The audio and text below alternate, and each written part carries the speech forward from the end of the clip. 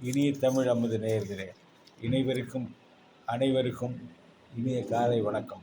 இன்றைக்கு ஸ்ரீ நாராயணத்திலே 99 இறுதியாக 100 இன்றைக்கு நிறைவு பெறுகிறது.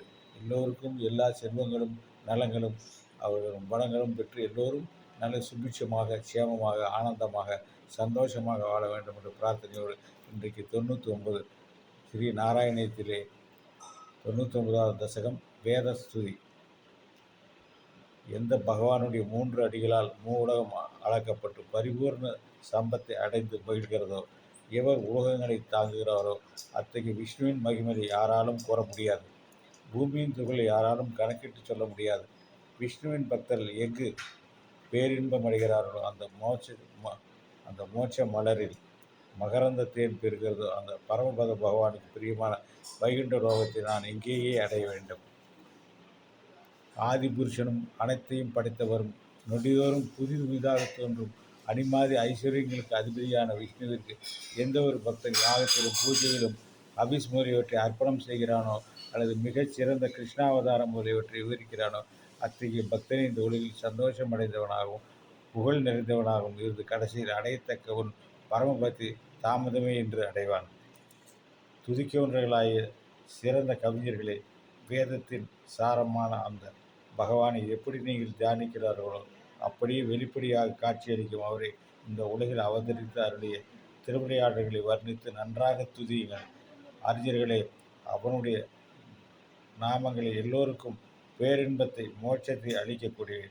அதனால் அவற்றை நன்றாக சங்கீர்த்தனம் செய்யுங்கள்.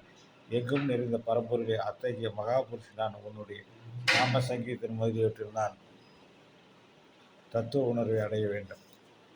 உரிய கர்மங்களை கொண்டு அந்தந்த அதிகாரிகளுக்கு தங்கள் நற்பயனை அளிக்கும் தர்மங்களை அதிகரிக்க செய்கிறான் அந்த விஷ்ணு. உபேந்திரனாக இருந்து தேவேந்திரனுக்கு பிரியமான தோழன் போலவும் சேவகன் போலவும் அவர்களுக்கு நன்மைகளை விளைவிக்கும் போட்டு திருவிளையாடல்களை புரிகிறார். யோக சித்தி பெற்றவர்கள் அவருடைய பரமபத்தை எப்பொழுதும் காண்கிறார்கள். அத்தகைய சிரேஷ்டர்கள் கவனம் மிக்கவர்களாக பகவானை துதிக்கிறார்கள். அத்தகைய சிரேஷ்டர்கள் சரணம் மிக்கவர்களாக பல வகை ஸ்துதிகளால் அவருடைய மகிமைகளை பிரச்சாரம் செய்கிறார்கள். அறிவாளியான ஜனங்கள் அப்படிப்பட்ட மகாவிஷ்ணுவின் லீலைகளை எப்பொழுதும் மனதில் தியானம் செய்கிறார்கள். தேவனே, விஷ்ணுவே, உன் பெருமையின் எல்லை அறிந்தவன் இதுவரை பிறந்ததுமில்லை, இனிமேல் பிறக்கப் போவதுமில்லை. அத்தகைய விஷ்ணுவே, உயர் நலத்திற்கு உரிய வழி அறிந்தவரான நான் உன் நாமத்தை அடிக்கடி புகழ்ந்து போட்டுகிறேன். நீ இந்த 3 உலகங்களிலும் மேலாக விளங்கி கொண்டிருக்கின்ற வைகுண்டத்தில் வசித்து கொண்டிருக்கின்றாய். அத்தகைய நான் உன்னை பலவிதமான ஸ்தோத்திரங்களால் துதிக்கிறேன். விபுவே, சிருஷ்டியின் ஆரம்பத்தில் தோன்றிய ஜலம் மாதிரி உன்னை கர்ப்பத்தில் வைத்திருப்பது தாங்கியது. அந்த நீரின் நடுவில் பள்ளி கொண்டிருந்தவனான உன்னிடத்திலேயே உயிர்கள் எல்லாம் ஒன்று கூடி ஒன்றிவிட்டன. பிறப்பு இல்லாதவனால் உன் நாபியின் தாமரைப்பு ஒன்று தோன்றியது.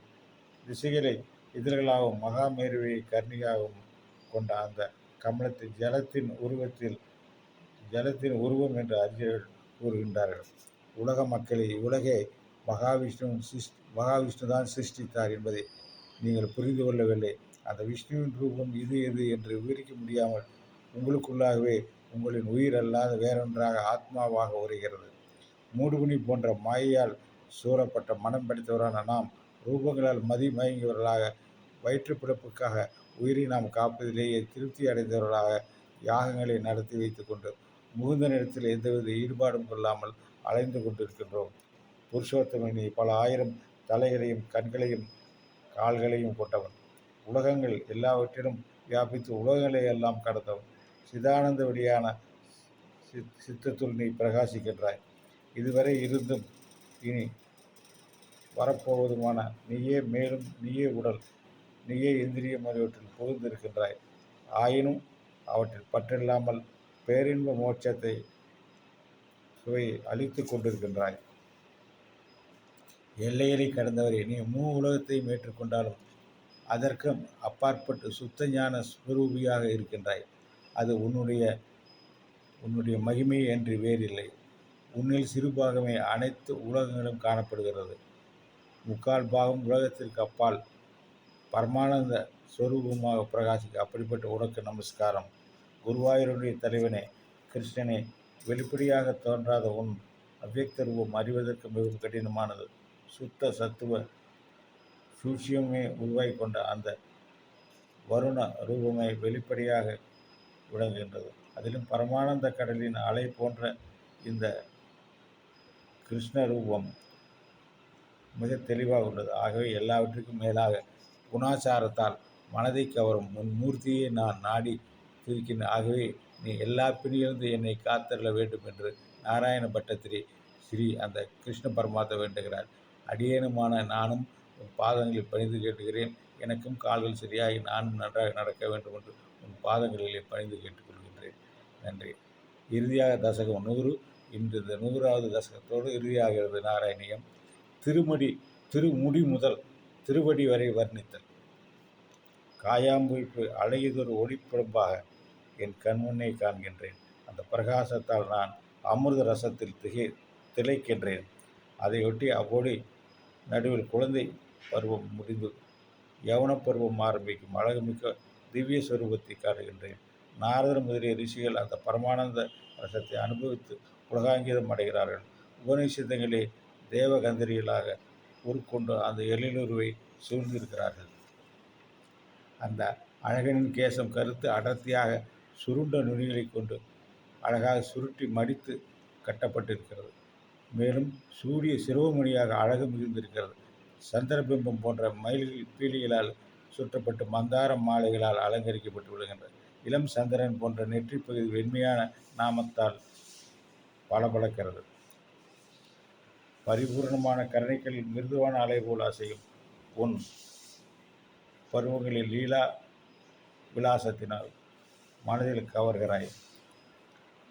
கருத்து அடர்ந்த கண்ணிமை மயிர்கள் பளபளக்கின்ற பரந்து சிவந்த தாமரை இதழ் போன்ற அழகிய கண்களின் கருவிழிகள் கருணை கொண்ட பார்வைகளை விளையாட்டால் உலகை குளிரச் செய்கிறாய். அத்தகைய கண்களின் பார்வை அனாதையான எனக்கு மேலும் என் மீதும் விழட்டும். உன் திருமுகத்தில் மூக்கு எடுப்பாக உயர்ந்து விளங்குகின்றது. கன்னப்பகுதிகள் இந்திர நீலக்கல்லாலான கண்ணாடி படிகு போல் திகழ்கின்றன. காதுகளில் பூண்டிருந்த மகர குண்டங்களில் அசைந்து அக்கண்ண பகுதிகளை பிரகாசிக்க செய்கின்றன. பற்களின் வரிசைகள் ஒளி வீசுகின்றன. உதடுகள் சிவந்து கோவைப்படங்கள் போல் இருக்கின்றன. அந்த உதடுகளின் நடுவில் பூத்த புன்னகை அருளை பெருக்குகின்றது. இவ்வித அழகிய அலங்காரம் உன்னுடைய திருமுகம் எனக்கு நன்றாக விளங்கட்டும். ரத்தினங்களான கங்கணங்கள் அணிந்து செந்தளிர் போன்ற உள்ளங்களை கொண்ட உன் இரு கரங்களிலும் நகங்கள் ஒளி மிகுந்து காணப்படுக. விரல்கள் புல்லாங்குழலை பிடித்ததால் அந்த விரல்களில் ஒளியுடன் சேர்ந்து விசித்திர வர்ணமாக தோன்றுகிறது. அந்த புல்லாங்குழலை தாமரை மலர் போன்ற உன் வாயில் வைத்து கொண்டிருக்கிறாய். புல்லாங்குழலில் மதுரமான ராகங்களை தோற்றுவித்து உலகங்களை மனங்குளிரச் செய்யும் நாத பிரம்மம் அமிர்த பிரவாகத்தால் என் சமுத்திரங்களை நனைத்து அருளட்டும். கௌஸ்துவமணியிலிருந்து கிளம்பும் காந்தி சமூகத்தால் உன் கழுத்து சிவந்து அழகாக பிரகாசிக்கிறது. மனதிற்கரும் ஸ்ரீவசத்துடன் முத்து மாலையும் கொண்டு அசைந்து பிரகாசி உன் மார்பகத்தையும் பல வர்ணத்தளிர்களும் பூக்களும் தொடுக்கப்பட்டு வண்டுகள் வட்டமிடும் வனமாலையையும் அவ்வரை மார்பில் தொடும் ரத்தன மாலையும் நான் தியானிக்கிறேன். உன் தேகத்தின் அங்கங்களில் பஞ்சாங்க ராகம் என்ற சந்தன பூச்சி பூசப்பட்டு அதன் பரிமளத்தால் உலக மக்களை கவர்கிறாய். மூன்றான அநேக உலகங்கள் உன் திருவயிற்றில் அடங்கி இருந்தாலும் உனது இடை மெல்லியதாக இருக்கிறது. அந்த இடையில் இந்திர நீல கல்லின் மேல் பொருத்தப்பட்ட உருக்கிய பொன் போன்ற மிளிரும் மஞ்சள் பட்டாடை மிளிர்கிறது. மற்றும் ரத்தனங்களால் இழைக்கப்பட்டு கிங்கிணிகள் நிறைந்த அந்த அரை ஞான் ஒளி வீசுகின்ற திவ்ய சொரூபத்தை கொண்டு உன்னை தியானிக்கிறேன். அழகான உன் தொடைகள் இரண்டும் பருத்து பளபளப்பாக ஒளியோடு விலகுபவை. லட்சுமியின் மனதை கொள்ளை கொள்பவை. அந்த தொடைகளின் அழகை கண்ணுற்றால் உலக மக்கள் மயங்கி விடுவார்கள் என்று அஞ்சியே அந்த மஞ்சள் பட்டாடையால் மறைக்கப்பட்டது. அனைத்து புருஷார்த்தங்கள் உள்ளே அடக்கிய சம்பளங்களைப் போன்ற இரு முழங்கால்களும் விளங்குகின்றன. உன்னை சரண்டையும் பக்தர்களுக்கு தருவதற்காகவே அந்த சம்பளங்களில் 4 புருஷார்த்தங்களையும் வைத்திருக்கிறாய் என்று தோன்றுகிறது. அதற்கு பொருத்தமான வகையில் 2 கணுக்கால்கள் இரண்டும் மனதை கவர்கின்றன. அவற்றையெல்லாம் நான் வணங்குகிறேன். உன் பக்தர்களுக்கு பாத சேவைதான் உயர்வர உயர் நிலத்திற்கு காரணம் என்று கூறுவது போல் உன் பாத சலங்கைகள் ஒலிக்கின்றன. பார்க்கடலில் மூழ்கிய மந்திரமலையை கூர்ம அவதாரம் எடுத்து மேலே தூக்கியது போல் அஞ்ஞானம் என்னும் கடலில் மூழ்கிய ஜனங்களின் மனமாகிற மந்தார மலையை உயரே தூக்கும் உனது நுனிக்கால்கள் ஆமை போல் வடிவு பெற்றிருந்தது.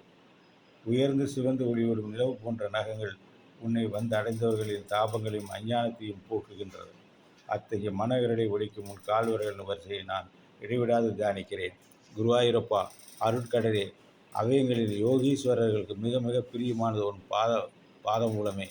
முக்தர்களின் வாஸ்தவமும் பக்தர்களுக்கு வேண்டியது வழங்கும் அந்த கற்பக விருட்சத்தின் தளிருமாகிய உனது அந்த பாதமூலம் எப்பொழுதும் என் சித்தத்தில் இருந்து கொண்டு என் துன்பங்களையும் போக்கி பரமானந்த மோட்சத்தை எனக்கு அளிக்கட்டும்.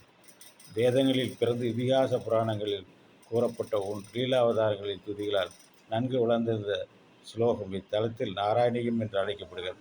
அதாவது இந்த ஸ்தோத்திரங்கள் அனைத்தும் நாராயணனை பற்றியதாலும் நாராயணன் என்ப எழுதியதாலும் நாராயணியம் என்ற பெயர் உரியதாக இந்த உலகத்தில் உள்ள பக்தர்களுக்கு நீண்ட ஆயுளின் திடமான ஆரோக்கியத்தின் அனைத்து மங்களையும் அருளட்டும். நன்றி, வணக்கம். தசகம் 100 நிறைவுற்றது. நாராயணியம் முழுமா நிறைவுற்றது. இதை கேட்டவர்களுக்கும் இதை படித்தவர்களுக்கும் இதை பார்த்தவர்களுக்கும் அந்த நாராயணனே சகல நலங்களையும் வளங்களையும் அருளட்டும். நன்றி, வணக்கம். இதுவரை கேட்டு இந்த நாராயணத்தினுடைய சொற்பொழிவுக்கு எல்லாம் கொடுத்த ஆதரவுக்கும் எல்லா ஜனங்களுக்கும் பக்தர்களுக்கும் அந்த கிருஷ்ணாவதாரத்தினுடைய பலனை எல்லோருக்கும் கிடைக்க வேண்டும் என்று பிரார்த்திக்கிறேன். நன்றி, வணக்கம்.